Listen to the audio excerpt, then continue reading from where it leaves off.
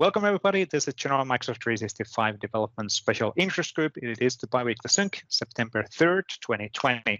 It's amazing how fast the time flies. Autumn is arriving in Northern Hemisphere. I can absolutely see that in Finland already at this point. Now, today we'll have a quick recap on our open source projects. Not a massive amount of news from my side. We'll do a quick recap with the PnP CSOM core, PnP PowerShell, modernization tooling, and your teams. And then we'll do a picture time with together mode. So please do get prepared for that. We had 51 people actually enabling their video a week ago. So let's try to beat the 51 videos, 51 persons if possible. Let's see if it works. What we're trying to do with the picture together mode is just take a screenshot out of the people who are attending the course to make us feel more together. Because I think everybody is joining from home, or maybe some of you are joining from office, but doesn't feel the same as it used to be. So using the together mode, we can get a nice picture of the community being together, and then we'll use that in social media as well. So if you enable the video, you're also giving the permission to share that picture then in social media.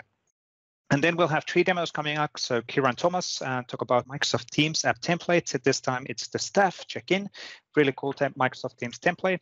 Those are really, really great reference solutions intended for you to take advantage in your implementation, MIT licensed, but really well documented and a production ready stuff. So please have a look on those. And again, we'll go through one of them today. Then Chaks will have a spot there, creating a Power Automate approvals with reminders in SharePoint. So a 15-minute spot, talk about that one. Really cool new feature as well. Chaks is the PM on this functionality and driving the improvements of the Power Platform and the list extensibility. And then the last but not the least, Stephan Bisser from Solvion is going to show us how to build a Microsoft Graph integrated bots using the bot framework Composer. Now let's get moving so we actually get the demos on time. Quick recap, just the opportunities to participate in the community. Please, if you're interested on contributing, getting involved, if you have interest on finding peers in the community who are doing similar things as you do, you can volunteer for a demo or a technical pattern, also showing things in this course. You can activate yourself in a GitHub or being active in a GitHub with the pull requests and issues. And the most important thing, please use the chat window as an example in this course to give us feedback. If something is missing, you need something isn't working as you're expecting, we need to know about it. So always be vocal, give us the feedback. Also, positive feedback is more than welcome when some things are working as well. But we need to know how to improve the initiative, the PnP initiative, also how to improve the product based on your feedback. Quick recap on our assets. So we have 2 different YouTube channels. We have the Microsoft 365 Developer videos, the official Microsoft 365 Developer YouTube channel, and then we have our Microsoft 365 SharePoint Community PnP video channels. Slightly overlapping topics there, and there are historical reasons why we have 2 of them. There's plenty of open source assets available for you to take advantage. We do have a sample galleries, as an example, the AKMS Teams samples. So if you're looking into doing Teams extensibility, you can find bots and tabs and personal applications. SPFX web parts is a good way of doing those as well. And we have a nice set of web part samples available as well. And then if you're looking into all of the URLs, where can I find all of the assets? AKMS M365 PnP is the way to find them. One thing, quick recap on yesterday, day before yesterday, on Tuesday, we executed a PnP virtual conference. We did have more than 5,000 people joining into the different sessions. So if one person went to multiple sessions, then the person was calculated multiple times, but still quite a significant amount of attendees, and it went really, really well. So we had more than 2,200 registered attendees, and then people joined across the sessions and all of that. So really, really cool, and the feedback was really great. So we're planning to actually move forward on executing this potentially even up to the quarterly basis together with Microsoft employees and then a community MVPs to tell you always an update at 30 minutes on a specific topic on a known date and then release those videos in YouTube. Now, all of these sessions, which were delivered on Tuesday, will be available in YouTube within next Tuesday. And I do apologize. There's a long weekend in US. There's other few delays, which are causing a small delay on the expected release time for those videos. Thank you, by the way, for the feedback related on the conference. Now, if you're not familiar on how to get involved in a GitHub and feel need help on that one, please join our AKMS sharing and caring sessions. There's multiple sessions coming up right now. So first-time contributor sessions where you learn how to take advantage of GitHub and how to contribute. What are the basics of what does it mean if you click to edit in the documentation and you start actually submitting your submitted changes. There's community doc sessions, which are more for the non-development side of the house. And then there's new sessions related on using PnP SPF examples, because a lot of you are giving us the feedback also that, hey, okay, so it's cool that I can contribute, but I would like to more first understand how can I consume this sample. So what do I need to do? I can see the sample in the GitHub. Okay, what then? What is the steps do I need to go through to actually get started on using the sample? And those are the specific sessions from September 11th, 15th, and 29th. Hugo Bernier and David Warner are leading these things. And thank you, by the way, as Luisa on saying that these are highly recommended. They're getting really, really great feedback from all of the attendees. Quick recap also on next week. We have a SharePoint monthly community call where we have a special, we also will talk about the community contributions within the last month, call out the people, call out the companies, but then the special topic for 40 minutes in that call will be intelligent internet digital experience and solution enabler refresh. Sounds quite marketing, but it's basically concentrating on the latest assets and capabilities which are available for you from an intelligence intranet perspective. So talk about the Neo templates, talk about the learning pathways and what's happening in those templates, and a lot of other assets as well on the intelligence intranet side. Good. Let's jump into the PnP CSOM core. I think, Bert, you are on the call to do a quick update on this one. Yes, I can do that. First of all, usage grown again. Looking at August stats, we crossed the 75,000 tenants, so it's massive growth, massive usage. 57,000, not 75. Sorry, 65, yeah, sorry. Not enough caffeine yet, although it's quite late in the day already. No, but yeah, great usage. Looking forward, what's coming up September? We merged quite a lot of PRs over the last week, so there will be in the September release a few that I want to highlight. One is around group settings. Office 365 group settings can be set in a template. We had it in a schema, but we actually never really implemented that. So that's finally there. And thanks, Scott, for doing it. Also want to kind of call out Henrich Ulbricht for doing lots of work around handling security principles in templates. So like if you have a template and there's like a user in there that's not available in your target site, then today things fail. Now with this change, we'll filter out the ones which are not, which can't be applied and give you like warnings, etc. So there's some good improvements. Looking ahead, we are actively working on the PnP site core for .NET Standard. I think there's a big ask in the community to start shipping that. And actually within the next SIG call for regular development, so within 2 weeks, we'll have a section kind of give you a bit more details on our plans and how things will work for the .NET Standard version of PnP site core. And then in parallel, we're actually also really actively working on the PnP Core SDK, which is a new library. We're getting quite far towards a preview 3 version by end of September, and then even like a beta version November, December timeframe. So we support quite from SharePoint side, we already support site, web, list, content types, field, file folder, feature, taxonomy. So the list is growing, and for team side as well, some good support. So I'd like to thank Yannick, Paul, and Jarbas for kind of really doing a lot of work in this space and moving this project forward. So thanks for that, guys. All right, let's move to PowerShell, Vesa. I think Erwin is out. Enjoying vacation. Yep. Yes. So I think for PowerShell, be very quick. The main goal there is prep for indeed a .NET Standard version for PowerShell Core. So actually it can run in PowerShell 6 and 7 in the future. Yep. And usage is growing. So usage there is growing as well. Well, it's a common theme. Usage grows almost everywhere. Almost. Yeah.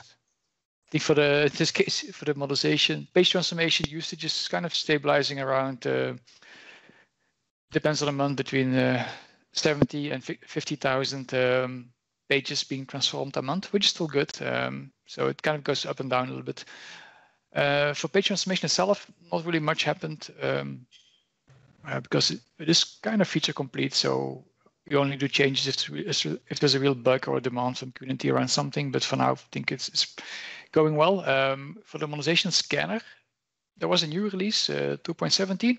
And if you're scanning for workflow, which is something that a lot of customers are doing nowadays, please use latest version because it has some improvements around the search features in the scanner.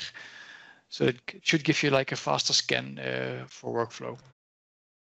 Just to recap, that's because the workflow 2010 workflows are going to be deprecated and dropped, and you probably retired, and you want to understand, are they in use in your tenant? And this is the right tool to actually use to get that information. Correct. Cool.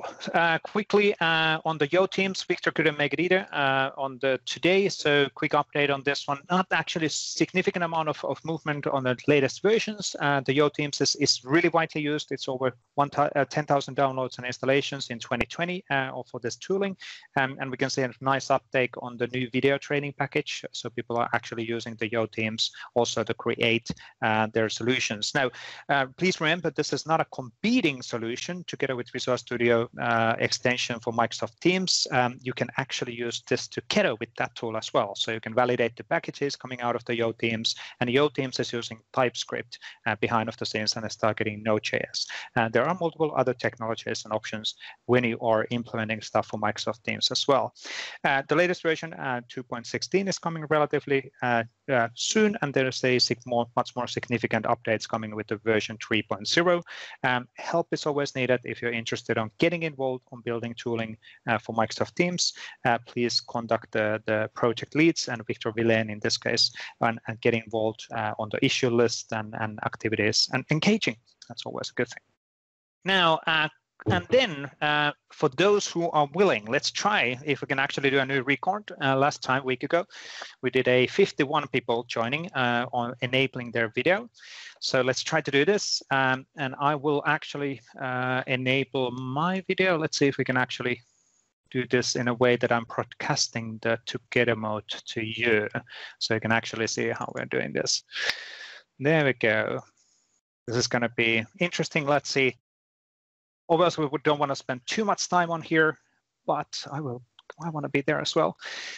But it's always good to have that real world feeling that we are actually human beings. And Chris, your PnP is in the wrong way around, which is actually kind of funny. I think we are getting the maximum people who are willing to do that. So that's one picture and another picture. And then everybody smiles. Let's have fun. Hey, yay. Excellent. There we go. And now we can actually stop the videos. Thank you, everybody. I think that's good. It really makes us feel human beings, at least. So everybody can see that there are people behind of those names. Makes me feel at least more human. Now let's move forward on the deck and move into the demo section. And I think the first demo person here is Kiran Thomas. Kiran, are we good to go? Yes, thank you. Excellent. We're right on time. This is amazing. So I haven't messed up the schedule yet. Awesome. Thank you. I'm Kiran Thomas. I'm a product manager within the Teams engineering team. Today, I'm going to be talking about the staff check-ins app template, which is an app template that's mainly intended for use by frontline worker teams to be able to do check-ins with their company or their supervisor or their manager on a periodic basis. So we can, and just to remind you before we jump into the demo, what app templates are. So app templates are custom company apps that you can pick up and install to your Teams tenant. They are built and published mostly by the Teams engineering team, and they're meant to be ready to go, low code, low configuration apps that serve your purpose. But this is open source code available on GitHub, so you can pick this up and use as you see fit. You can customize it. You can add features to it, and so on.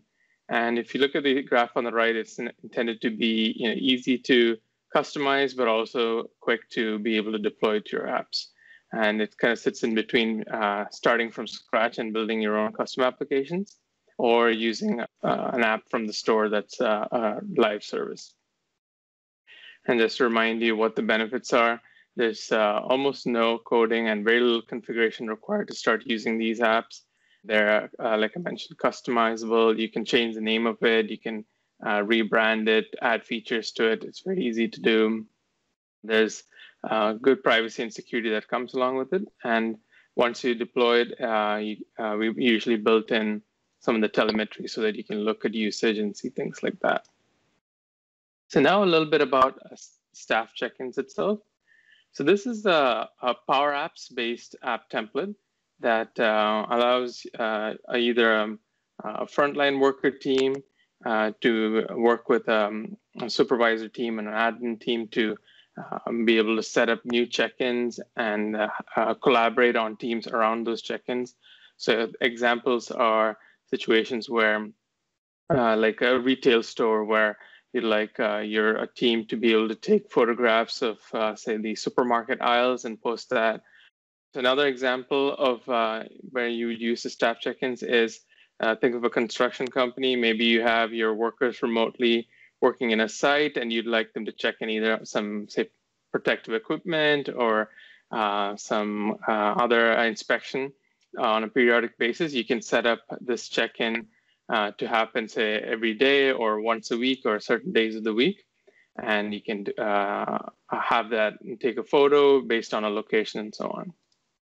So here's a preview of what it's going to look like before we jump right in to the demo. We've intended this to work on both mobile and your desktop Teams client. So the supervisor would set up the staff check-in on their desktop Teams directly from Teams without having to go anywhere else. And once they set that check-in up, it'll send a reminder to the team to do their check-ins, whether it's scheduled or ad hoc, and it'll happen on an ongoing basis. With that being said, let's jump into the demo itself. So first thing I want to show you is where you can grab the app template. So this is the app template page. And just to pretend like I'm a real person going to pick this up for the first time, I click on the staff check-ins on the right.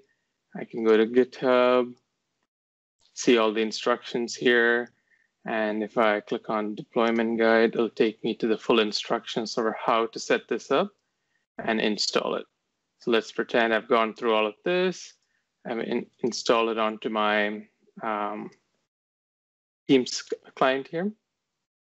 And let's pretend that I'm part of a Contoso construction company. And what I need to do is to set up a new check-in for my employees at a particular site where I've also set up the team for that.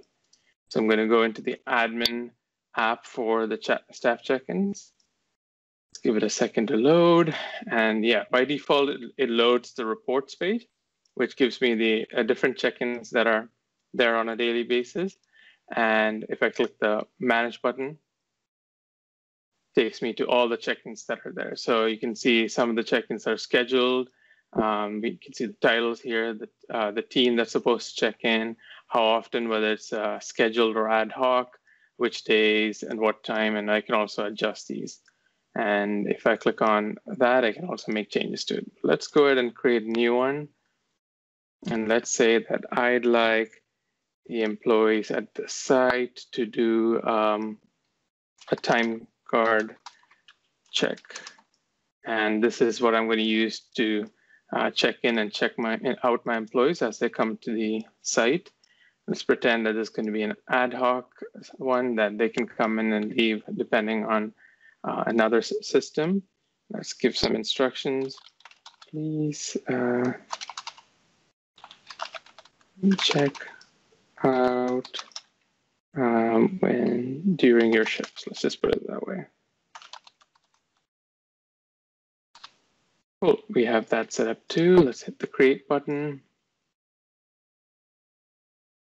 Awesome, so we got the confirmation message that the check-in was created. Let's confirm everything here. The team looks right. Our title looks right. We have the ad hoc part put in there, and yeah, now we're ready to go. If I have like many of these check-ins, you can use the search bar to also search for these and find out more about find out the check-in that you're looking for. So now let's kind of switch gears, and let's pretend that I'm one of the employees. I have my mobile device, and I'm based out. I have access to this team. I'm one of the people here, and now I see that this check-in was created right here. The flow has sent a card with an explanation of what the check-in is, what my supervisor just did. It's asking me to check in and check out during the shifts. Gives you some details about that. And I can also have had some questions about this particular check-in. I can actually collaborate with my team members who are also part of this group, or I can tag my manager and ask questions here.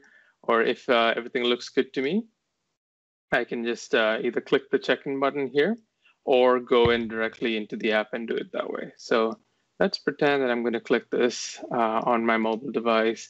And what it'll do is it'll open up the Power Apps staff check-in. So that's why this looks like it's a mobile screen. So I'm directly on my mobile device. It by defaults to the right team because it has that check-in button. The one I clicked matches up with this team, gives it the title, and then it gives me automatically captures the location that I'm doing the check-in from based on my, if it's a mobile device using the GPS, or it does that also based on your IP.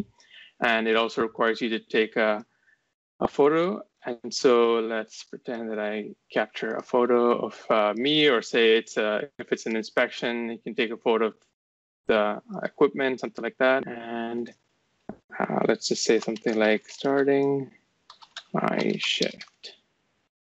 And if I hit the send check-in, it'll give me a little thinking and confirm it. Cool. So now I'm done with my first check-in.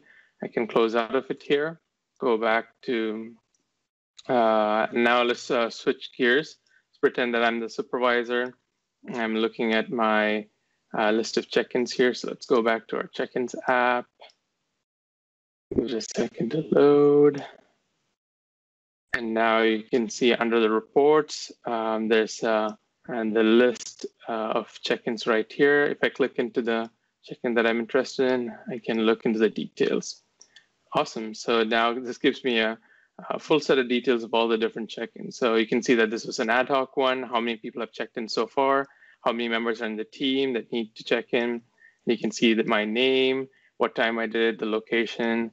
I can also click into it and see the details. So you can see my notes, and whatever photograph I took will also show up here. So as you can imagine, as more and more team members check into this, it'll show up in this list and you can search for it. And if there are check-ins that happen over multiple days, you can filter and see the past check-ins and so on. So you can think of using this app template in many different frontline worker scenarios. It doesn't necessarily have to be restricted in any way to any particular industry. We've gotten a lot of our customers across industries interested in using this. So please check it out. If you'd like to learn more about how this was built, look at the documentation. We have a solution overview that gives you an overview of how this was built, what components were used.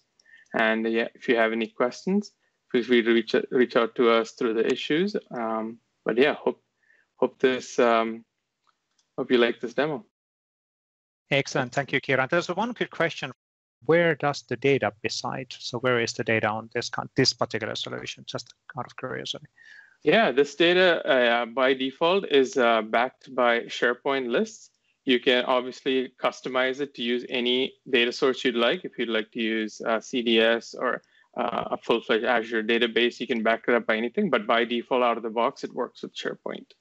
Yeah. Excellent. Thank you, Kiran. Really, those are really great templates. And we talked about it at some point, that what is the right name for these templates inside of Microsoft, because calling them app templates might be misleading, but aren't they really? They are app templates. They're actually ready for our ISVs and customers to take in use in production. So they are ready to go app templates in production. So really, really cool stuff. And for anybody in this call who's looking into like, okay, so I need to find a sample. How do I do X and Y and Z for Microsoft Teams development? These app templates are really, really great way of finding a great sample.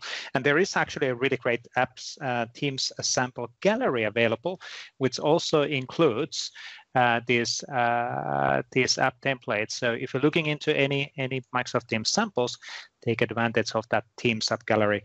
Really great stuff as well. Thank you, Kiran, on that one. Chaks.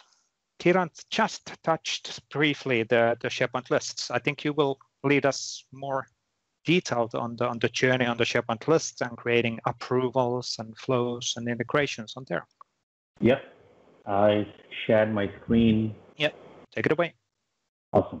So last week I tweeted about an approval flow that I built for a list item, or you could use it for documents as well, where it actually helps users to run an approval flow on a selected item, and then have some really cool, interesting options, not just sending, what is this approval about and who are the approvers, but also bring in approval reminders, right? So if you have someone, a task that is assigned to them, you probably want to remind them, the frequency that you want to remind them, and send them that, hey, you haven't approved this item. Do you want to approve like right now, right? So it was a little bit journey to build this, but it was really cool to see this working. And let's jump right into the demo, and then let's go through and see how I built this flow. So here's my simple list. It's cities, new cities come and go, but let's pretend that we're going to be approving cities here. So I'm going to select our client, and then if you see here, I get my custom flow that I have built for this list. So I'm going to do request approval with options. And then it's going to open up the flow, run flow panel in SharePoint, so you don't have to go to flow, which is really cool thing. And let's say a new city in the horizon, please approve. And I'm going to put myself as the approver, and let's spam Vesa, why not? And I'm going to turn on approval reminders, because without this, an approval is going to be sent, and Vesa being Vesa is going to ignore this approval for sure, right, Vesa? So I'm going to turn on approval reminders, and I'm going to make it send a reminder every minute, so that we get an email reminder about this approval not being complete. So I'm going to run the flow, and Vesa don't approve yet. Let's go through and get the spam to show this demo works. So I have my email. I'm not going to open my email. There's a lot of stuff going on in my email, but I will bring in just the email when I get the approval and things like that. But here is the flow. Let's see what it's doing, because it should have running. There you go, it's running. And we should get an email pretty soon to approve. Let's see where the status. So if you click the run flow, you will see that where this is currently in. There you go. I got the approval email. Vesa, did you get the approval email as well? Yep, I got the email. Yep. So here's the approval email. It's no different to the current approvals that you go and use the action. It will send you the details of the approval. I've customized to say that a new item, outline was created. Of course, there are some bugs here, but you can customize the message that you want. I also see the message I sent with the request, right? So which is a new city in the horizon, please approve. I could approve here, but let's not do that, because we should be getting reminders very soon. I think, Vesa, did you get the reminder? Yep, it just arrived when we were there you go. So here's the reminder, right? So an approval assigned to you for our client is still pending. Please review the approval. And if I click this, it's going to take me to the Flow portal to approve this request. Now, just for the fun, let's wait another minute to see if we get another reminder to see if we actually the flow works. So that's a really cool way to keep people informed. And I do have the option in the flow to say it every minute or every day or every week to kind of set the reminder. But one thing to really understand here, there's a limitation to how many days you can actually do this. So the longest running time for flow that can run is 30 days, 29 days. There are ways to prevent those things, but right now, if you use an Office license, you will get for 29 days the flow can run. So I just got the next reminder. Vesa, did you get the next reminder? Yep, I got it. So you're spamming my inbox now. This is getting annoying. Exactly. Yep, I'm spamming Vesa's inbox. So now I can go and respond to this request. Vesa, please go ahead and respond and leave something in the comments so that when you approve. I'll do that. Yeah. I'm opening up. Well, I'm not opening up. The list is opening up in my browser, just to be precise. And that was a bad joke. Adding a comment, and I will approve. Okay, I will approve. Write a comment and confirm. There we go. And response successfully recorded. Okay. So now what is going to happen is it's going to take all the responses, build it into a really nice looking table, and then send the requester an email. So I'm going to be waiting for the email to come through. There you go. I actually got, because there's a bug. There's a bug in my flow, but you can see this shouldn't be rejected. This should be approved, obviously. But you can see the table here that it builds. So it is showing me who the approver is, what are the comments. Thanks, Vesa. And then response is approved. So this is just a flow bug that we can go fix when we edit the flow. But this is the flow overall, right? So you go and you have a flow deployed for your list. You can now click that flow, have the options in the flow itself on what reminders and you want and the frequency of the reminders you want, so that it's really driving that business logic here. So really cool way to do this. So let's go and see what this flow looks like. Now, this flow isn't straightforward. There are a lot of capabilities here that you would expect to be part of the approval action in Power Automate. True. I do, I'm working with the Power Automate approval team that they are looking to bring these features as part of the action. But right now we don't have it. So we got to build something to support these scenarios for customers. So what I've done is, for a selected item, one of the things you can do is add inputs. And these inputs are, today you have around 7 types. And so you have text, yes or no, file, email, number, and date. The email is the one that will actually let you pick people and select emails. Many customers have not recognized this as people picker because the name doesn't say people picker. I totally agree on that. So it's very confusing, but if you select email, you can then have a people picker that enumerates people from your gal. So that's what I've done here.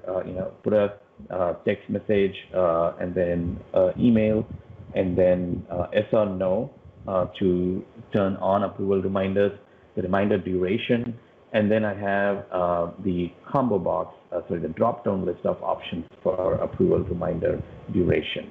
And really, the way you bring drop-down is if you click text and then you click this ... you can add multi-select list of options and also a drop-down list of options. So you can convert this text box into drop-down and multi-select list, which is very cool.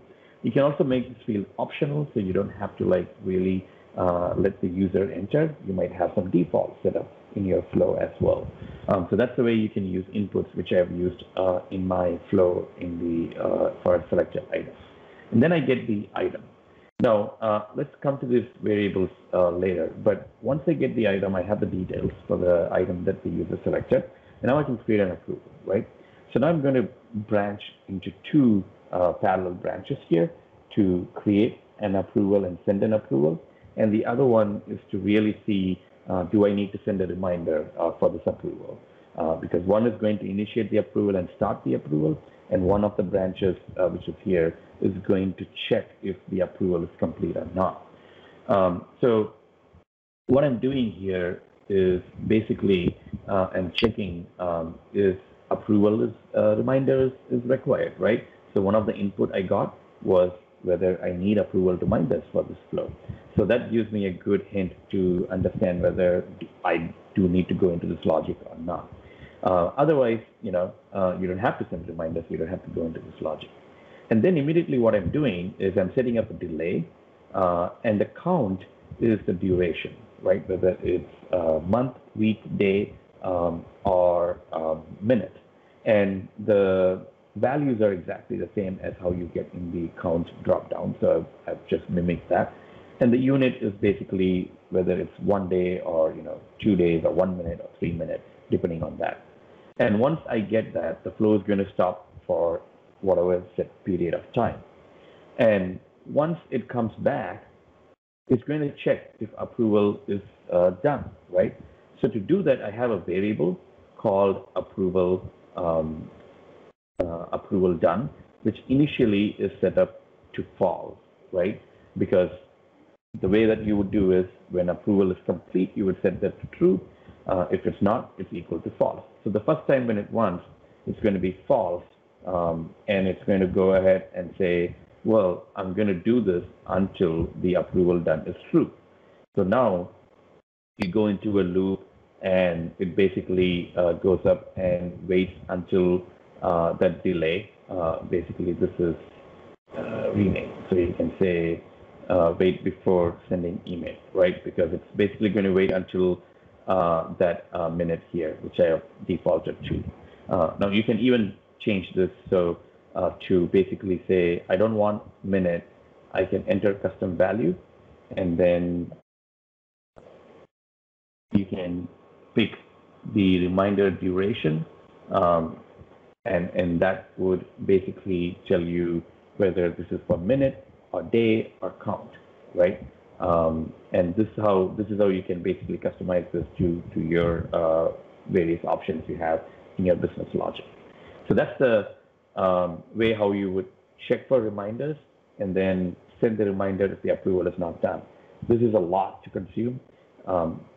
Don't worry about it. We are prepping a template for this to be available in Power Automate website so that you can actually get this by clicking just the template rather than rebuilding this. I have a link as well that I will share in the chat download. So that's the logic for sending the reminders. But hold on, what happens when an approval is sent and how does this get processed, right? So I'm using the create an approval action, which basically allows you to create an approval but don't send it, right? It waits for you to send the approval before initiating that approval process. It allows you to do something between that time period. So I create an approval, which is no different to how you have today. And then I am setting the approval link that I get in the reminder email that you saw that opened up the approval portal to approve or reject the approval request.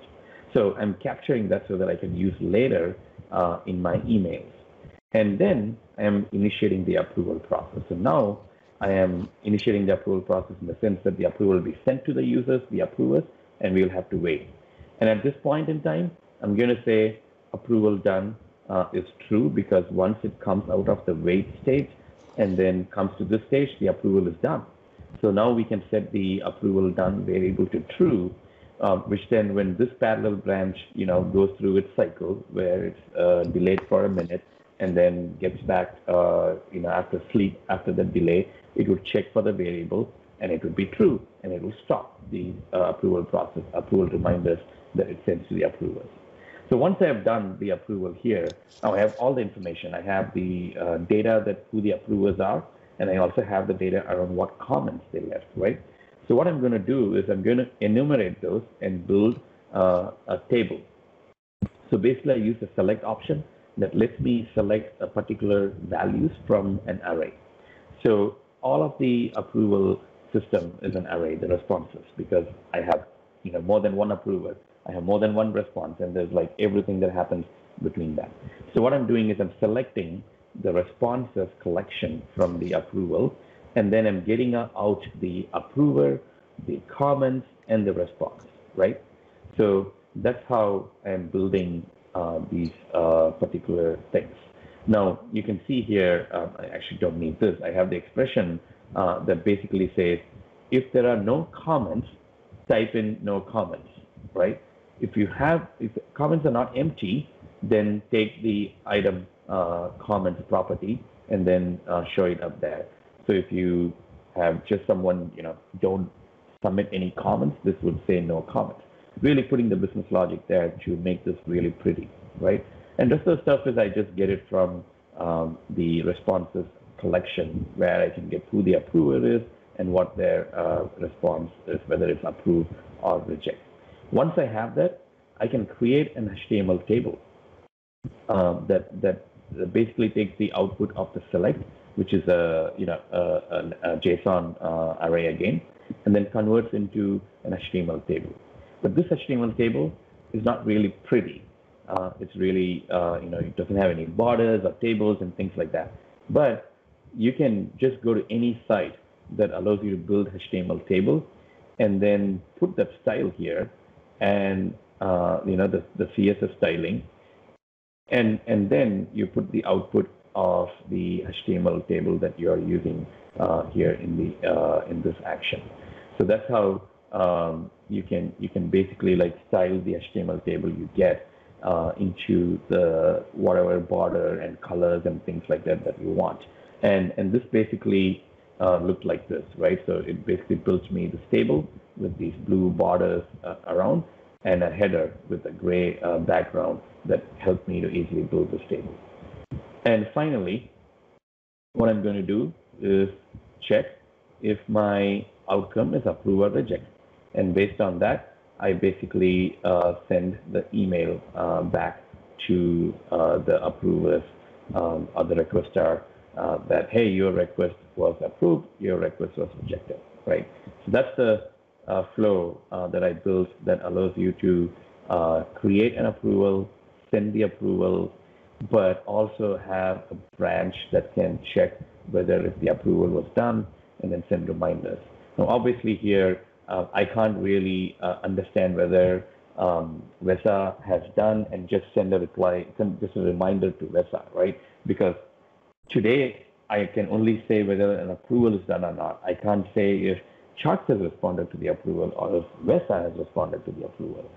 For that, you would have to use the workaround, which is create 2 approval branches, or n number of approval branches, depending on the number of approvers you have, which is very complicated. But this is, again, one of the capabilities that we want to build in the Power Automate connector to really give the, understanding of, who have completed the approval and who haven't responded to the approval.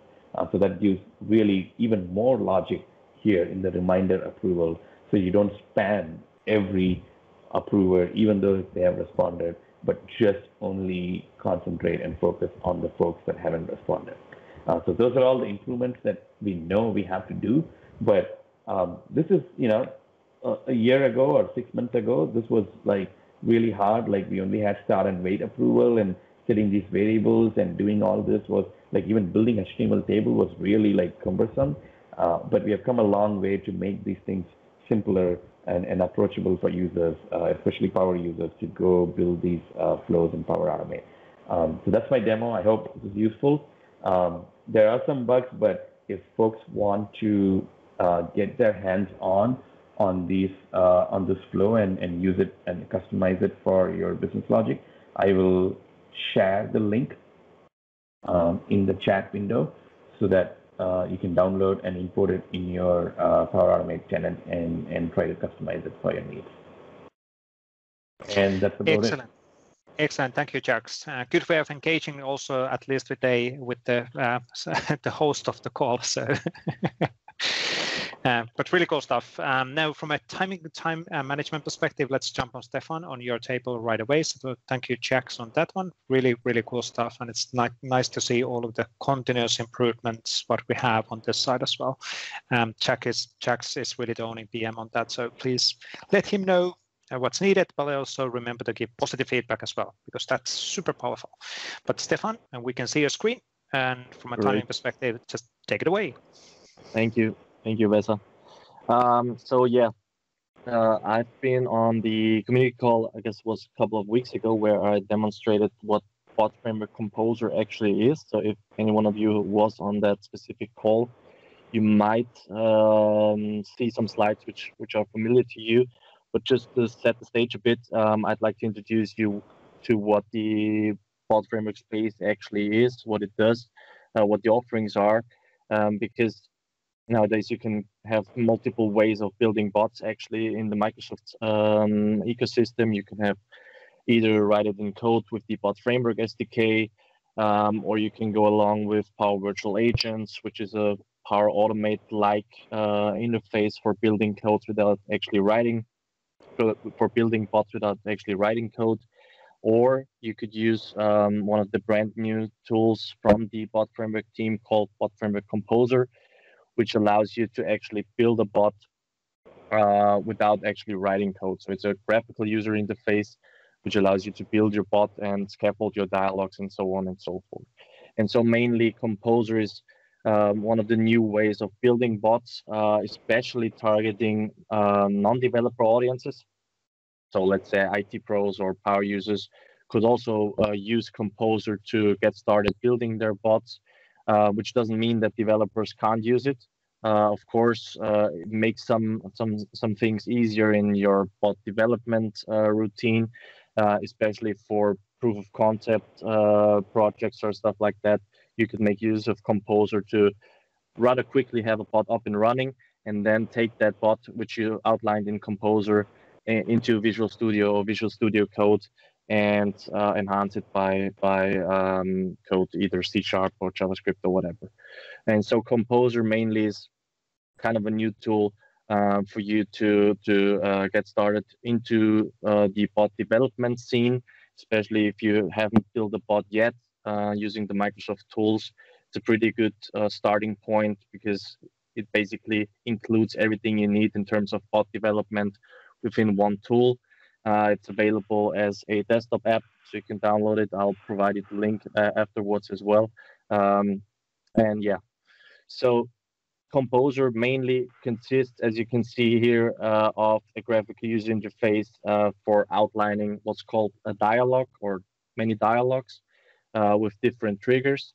So it's kind of similar to what Power Automate offers you in terms of the UI, where you just have your what's called waterfall dialogue diagram in here, starting from the top, which represents one single part of your conversation with your bot.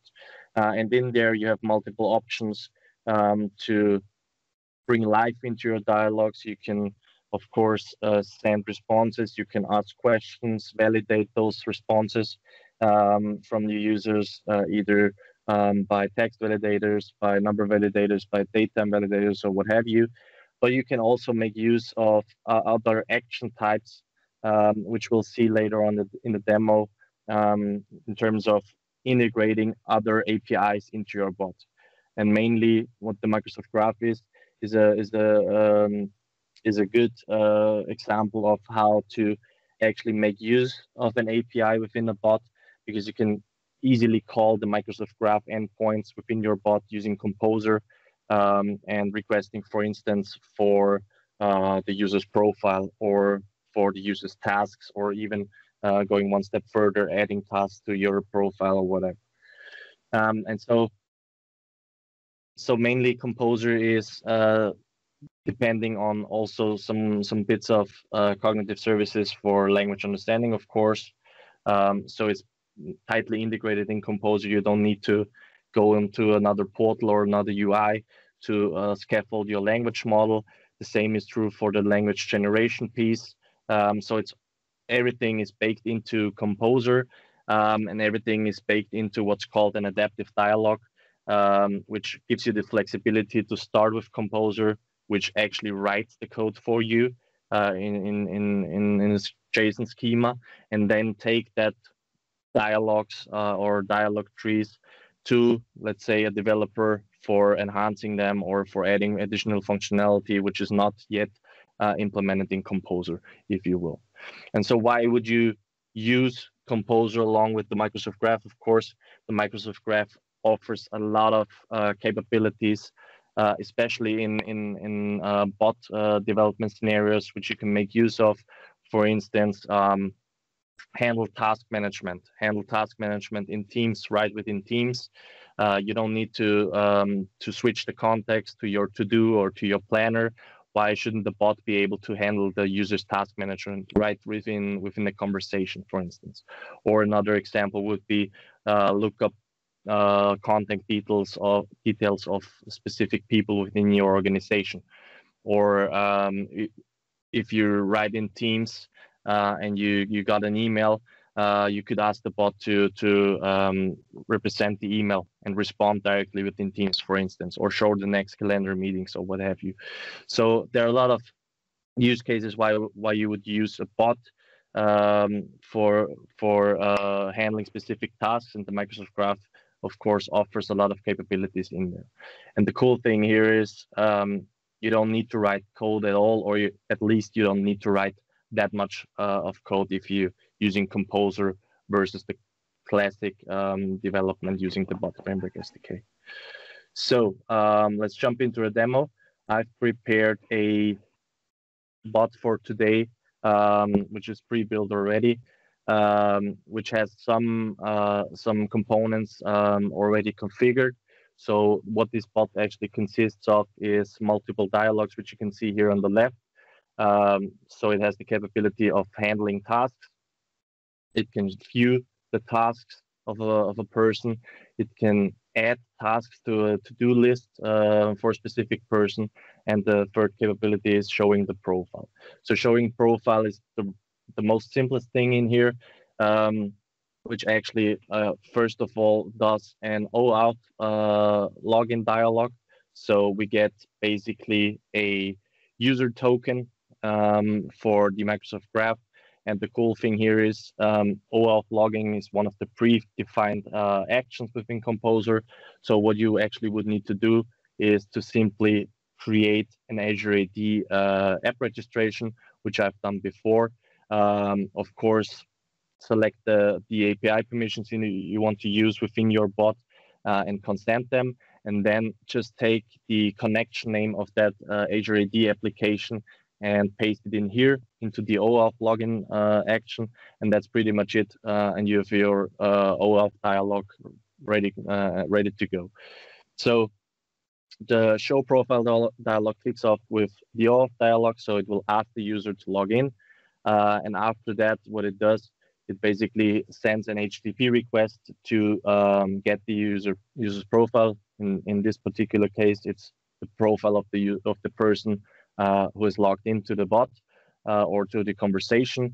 And then what we get back is a simple JSON response, which will store in a variable or in a property called user.profile result. And from that property, we basically just select the user's display name, the job title, and the user's email address, and store them into separate properties.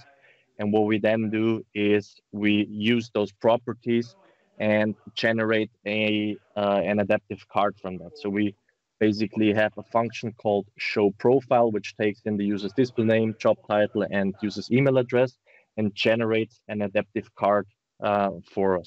This looks basically in the practice like this. So this is my bot, Parker. If I now want to show my profile, I'll just select the help button to see what the bot is able to do, and then click on show profile. And what it actually does now is it kicks off the OAuth dialog, asks me to log in. If I'm now lucky, I'll be logged in successfully. And what it then does is it reaches out to the Microsoft Graph, as we can see down here in the traces section, and gets my profile information. So this is rather simple. If I now want to go ahead and select the help again, and I want to view my to-do tasks, and on the right-hand side, I'll open my to-do list. I have now a list within my to-do called to-do, and in there I have two still open tasks, and one is already completed, so I'll have them on the right-hand side. This is my to-do list. The left-hand side is my bot conversation. So these are basically the same. And now what the bot actually does is, upon telling me what my tasks are, it also asks me, do you want to add a new task to my list? So I'm going to do that. And then I'm going to give my task a name